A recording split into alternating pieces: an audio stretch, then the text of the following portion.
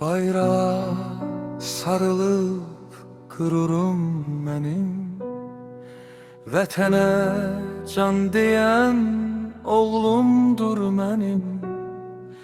Yolun çetin olsa da başım dikdir, adımla fəxr edir bu torpaq.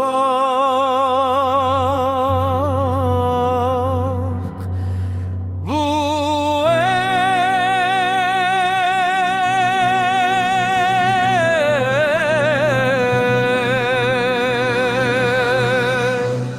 Mənim məskər balam, ilkin aydın oğlu, vətən keşiyində duran can oğlum.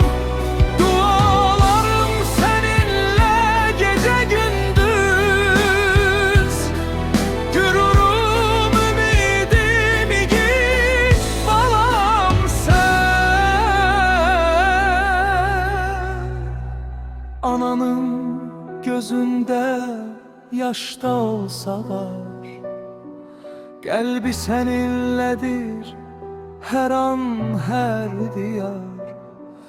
Senin adımların sengerdeyizdir, bu halk sana güvenir balam bil.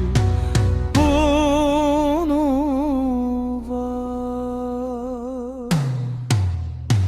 Mənim məskər balam, ilkin aydın oğlu, vətən keşiyində duran can oğlum.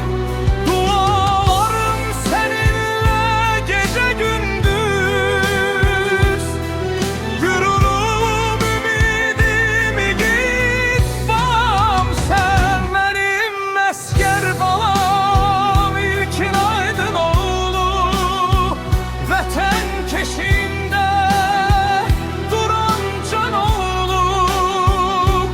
Salamat qayıt başın dik üzün ağ,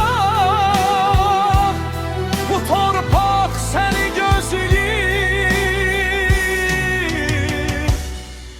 igid balam.